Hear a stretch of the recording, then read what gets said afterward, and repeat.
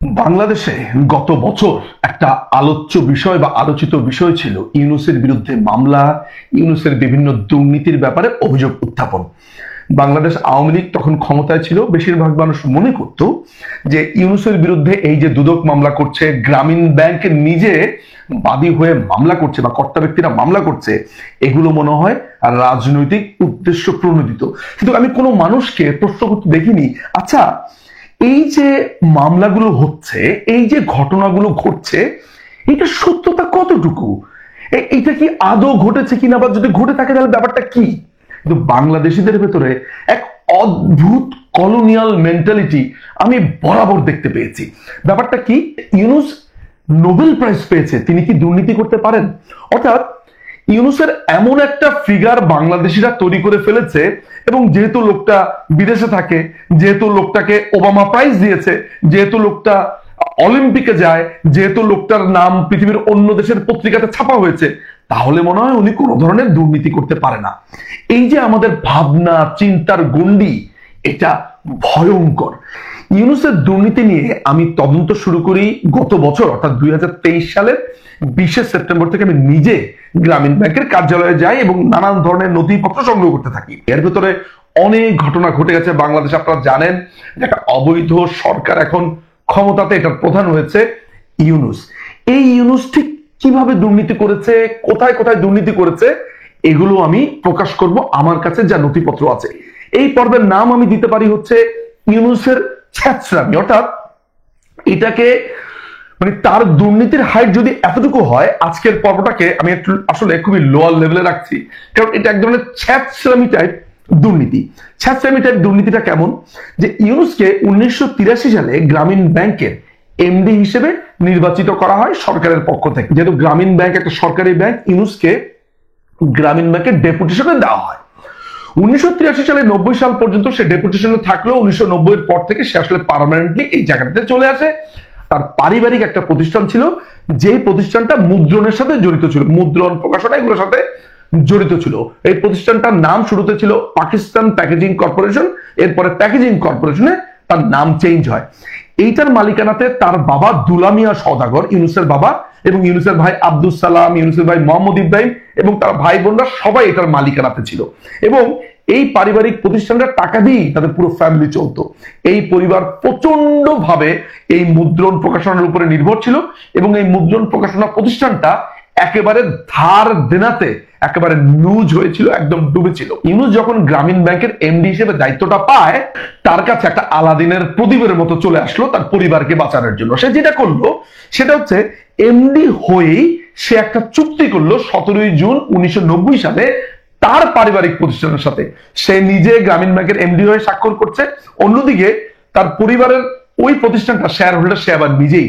অর্থাৎ conflict of ইন্টারেস্টের সবচাইতে ক্লাসিক এক্সাম্পল যদি আমি বলি, তাহলে এটি। এই ছ্যাঁচড়াটা এমন একটা ছ্যাঁচড়া যে নিজের কোম্পানিকে সে তো চুক্তি করে ঋণ দিয়েছেই, প্লাস হচ্ছে এটিকে ম্যানেজিং এজেন্টও বানিয়ে দিয়েছে। ম্যানেজিং এজেন্টটা কি, যে এই কোম্পানির সমস্ত দায়ভার, তার উৎপাদন, তার সমস্ত কিছু এই গ্রামীণ ব্যাংকই দেখাশোনা করবে। আপনি চিন্তা করে দেখেন তো, যে গ্রামীণ ব্যাংক উৎপাদন করবে, গ্রামীণ ব্যাংক পণ্য কিনবে, গ্রামীণ ব্যাংকের নানান ধরনের কেনাকাটা যা কিছু আছে, যানবাহন খরচ, অফিস আদালত, সবকিছু গ্রামীণ ব্যাংক বহন করছে। অর্থাৎ ইউনূসের পারিবারিক প্রতিষ্ঠান, ইউনূস গ্রামীণ ব্যাংকের এমডি, আর ইউনূসের পারিবারিক প্রতিষ্ঠানের সাথে চুক্তি করে তার ঋণের জন্য, অর্থাৎ জর্জরিত ঋণ দিচ্ছে, তার সমস্ত টাকা পয়সা দিচ্ছে, তার সমস্ত খরচ দিচ্ছে। এই ভয়ঙ্কর দুর্নীতি ইউনূস করেছে। গ্রামীণ ব্যাংকের অর্ডিন্যান্স 1983 মোতাবেক ইউনূস কিন্তু কোনোভাবেই এই ঋণ তার প্যাকেজিং কর্পোরেশন লিমিটেড, অর্থাৎ তার বাবা এবং তার শেয়ার হোল্ডারের কর্পোরেশনকে দিতে পারে না। এই অর্ডিন্যান্সের 19 এবং 20 অনুচ্ছেদ যদি আমরা দেখি, তাহলে দেখতে পাই যে গ্রামীণ ব্যাংক অর্ডিন্যান্সে বলা আছে যে গ্রামীণ ব্যাংক থেকে যদি কোনো ধরনের ঋণ দেওয়া হয়, কোনো ধরনের সাহায্য করা হয়, বা যে কিছু যদি করা হোক না কেন, সেটা দুস্থ মানুষদেরকে, বিশেষ করে গ্রামীণ যারা নারীরা রয়েছে, নারী উদ্যোক্তারা রয়েছেন, একটা পলিসি আছে যে কাদেরকে দিতে পারবে। সেই পলিসির কোনো জায়গাতে দুস্থের সংজ্ঞাতে কোনোভাবেই এই প্যাকেজিং কর্পোরেশন যায় না। অর্থাৎ গ্রামীণ ব্যাংকের নিজের যেই আইনটা ছিল, ইউনূস নিজে সেই আইন ভঙ্গ করে তার পারিবারিক প্রতিষ্ঠানে যেখানে তার নিজের শেয়ার আছে সেইখানে সে ঋণ দিচ্ছে তার পরিবারের ঋণের দায় থেকে ওঠার জন্য। ওই যে জনতা ব্যাংকে তার প্যাকেজিং কর্পোরেশনের ঋণ আছে সেদিক থেকে তার পরিবারকে টেনে তুলবার জন্য। এটি নিয়ে আপনি কখনো কোনো প্রশ্ন তুলেছিলেন? উত্তর হচ্ছে আপনি কখনো প্রশ্ন তোলেননি। এখন গ্রামীণ ব্যাংকে ফান্ড দিত কেন? বিদেশি ফান্ড, আমি কয়েকটা ফান্ডের কথা বলি আপনাকে। যেমন নোরাট ফান্ড দিয়েছে, সুইডিশ সিরা দিয়েছে, কানাডিয়ান সিরা দিয়েছে, ইউএসএআইডি, ফোর্ড ফাউন্ডেশন। এরা ফান্ড ঋণ নানান ভাবে দিত যে বাংলাদেশে যারা গরিব ব্যক্তিরা আছে তাদেরকে টাকা দিয়ে দেখাশোনা করা, তারা যাতে একটু ব্যবসা করতে পারে, তারা যাতে উঠে দাঁড়াতে পারে, এই জন্য বিদেশিরা অনুদান হিসেবে গ্রামীণ ব্যাংকে টাকা দিত। এই টাকাগুলোকে সাইড প্রজেক্টের আন্ডারে রাখা হতো। সাইড প্রজেক্টটা কি একটু বলে নেওয়া ভালো। সেটা হচ্ছে studies, innovation, development and experimentation একটা প্রোগ্রাম ছিল, যেটা পরবর্তীকালে বাতিল করা হয়, কিন্তু টাকাটা এসবিসিএফ নামে একটা ফান্ড গঠন করে রাখা হয়েছিল। এসবিসিএফ ফান্ডটা কি? সেটা হচ্ছে সোশ্যাল ভেঞ্চার ক্যাপিটাল ফান্ড। এই দুস্থদের টাকার যেই অংশটা অর্থাৎ অনুদান হিসেবে যেটা পেয়েছে সেইখান থেকে টাকা নিয়ে ইউনুসের পারিবারিক প্যাকেজিং কর্পোরেশনকে টাকাটা দেওয়া হতো।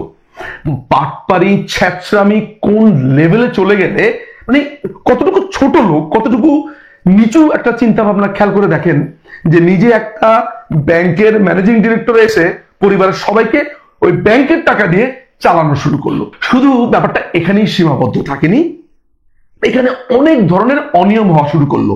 যেমন এই প্যাকেজিং লিমিটেডের কোম্পানির যেই জিনিসপত্র অর্থাৎ যে মুদ্রণের কাজ ছিল, অর্থাৎ লিফলেট, লেজার বই, চেক বই, নানান ধরনের থাকে। আপনারা জানেন যে গ্রামীণ ব্যাংকের শত শত এরকম শাখা ছিল।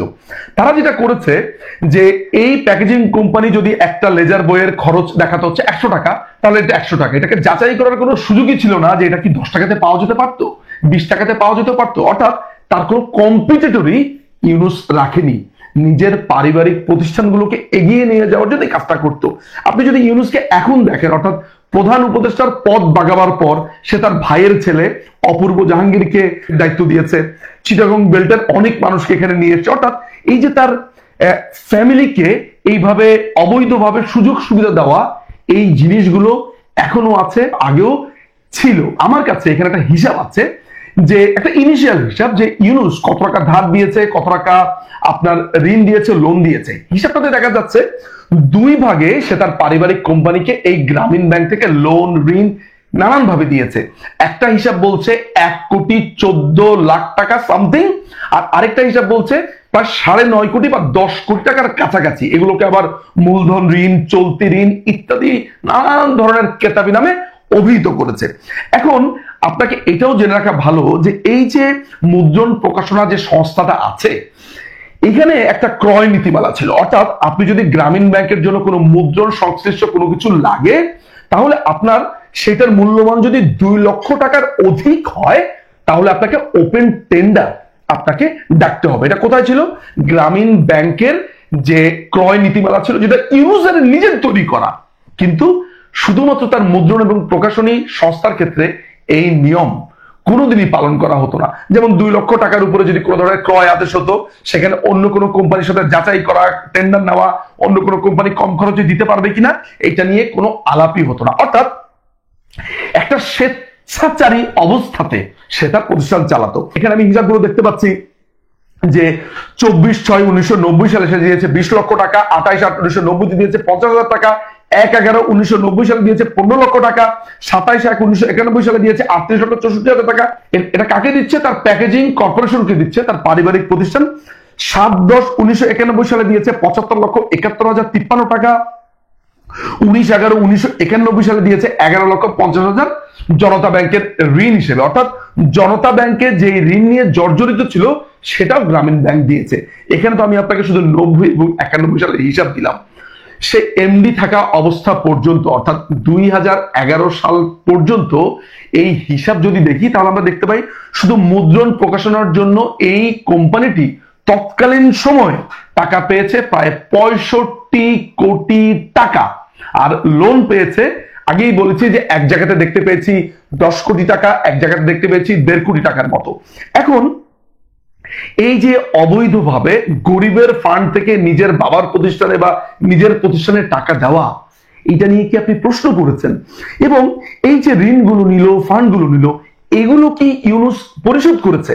এখানে একটা ইন্টারেস্টিং হিসাব আছে। হিসাবটা হচ্ছে এমন, এই ঋণগুলো একটা দীর্ঘমেয়াদী ভাবে দেওয়া হতো। তো তার যে এত টাকা ঋণ ছিল, এই ঋণের আবার সুদও ছিল, অর্থাৎ প্যাকেজিং কর্পোরেশনকে এটার জন্য সুদ দিতে হতো।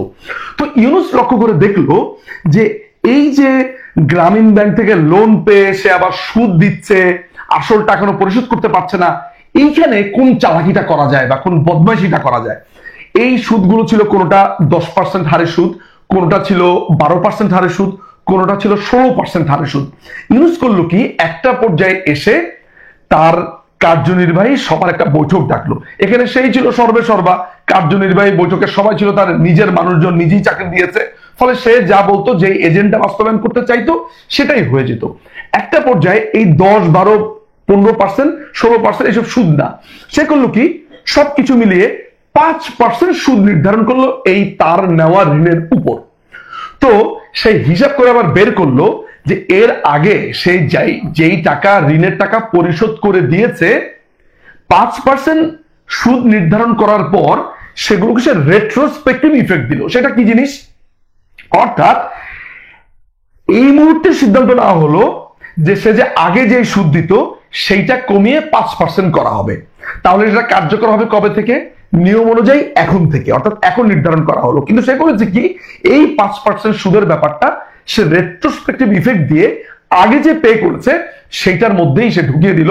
ফলে সে দেখালো যে অলরেডি তো আমি আগে সুদ দিয়ে দিয়েছি, যদি 5% হয় তাহলে আমি অনেক টাকা বেশি দিয়ে দিয়েছি, এখন আর আমি কোনো টাকা দিব না। তো গ্রামীণ ব্যাংক তখন হিসাব করে বের করলো যে সে যেই টাকা দিয়ে দিয়েছে সেই টাকার মধ্যে মাত্র 7 লক্ষ টাকা বাকি থাকে, কিন্তু আদতে হিসাবে বাকি থাকে কোটি কোটি টাকা। কিন্তু সুদ পুনর্নির্ধারণের কারণে ইউনূসকে মাত্র 7 লক্ষ টাকা দিতে হয়, এবং এইভাবে সে তার পরিবারকে নানানভাবে আর্থিক সুবিধা পাইয়ে দিয়েছে। কিন্তু আপনারা যখন বলছেন যে তার বিরুদ্ধে ব্যবস্থা নেওয়ার পর যে এগুলো হচ্ছে রাজনৈতিক মামলা, এগুলো তিনি করেন নাই, আচ্ছা আপনি কি এখন প্রশ্ন তুলবেন, আচ্ছা ইউনূস, আপনি ম্যানেজিং ডিরেক্টর হওয়ার পর আপনি কিভাবে আপনার পরিবারকে লোন দিলেন ব্যবসা প্রতিষ্ঠানে, যেখানে দুস্থরা পাওয়ার কথা বা অর্ডিন্যান্স অনুযায়ী আপনার পাওয়ারই কথা না? আপনি কিভাবে এই কোম্পানি থেকে ঋণ নিয়ে ঋণের সুদ 5% করলেন? আপনার কি ঋণ দেওয়ার কোনো এখতিয়ার ছিল? আপনার কি আপনার নিজের প্রতিষ্ঠানের সাথে চুক্তি করার কোনো এখতিয়ার ছিল? আপনার কি আপনার প্রতিষ্ঠানকে গ্রামীণ ব্যাংকের ম্যানেজিং এজেন্টের দায়িত্ব দেওয়া কোনো ধরনের এখতিয়ার ছিল? এই প্রশ্নগুলো যদি আপনি করেন, দেখবেন সেগুলোর কোনো উত্তরই আপনি পাচ্ছেন না।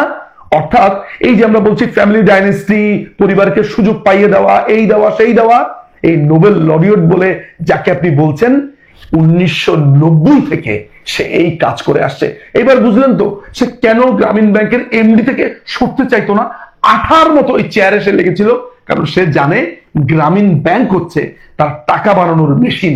এইখান থেকে সে তার আর্থিক সুবিধা, নানান ধরনের সুবিধা সে পেত বলেই এখান থেকে সে সরতে চাইতো না।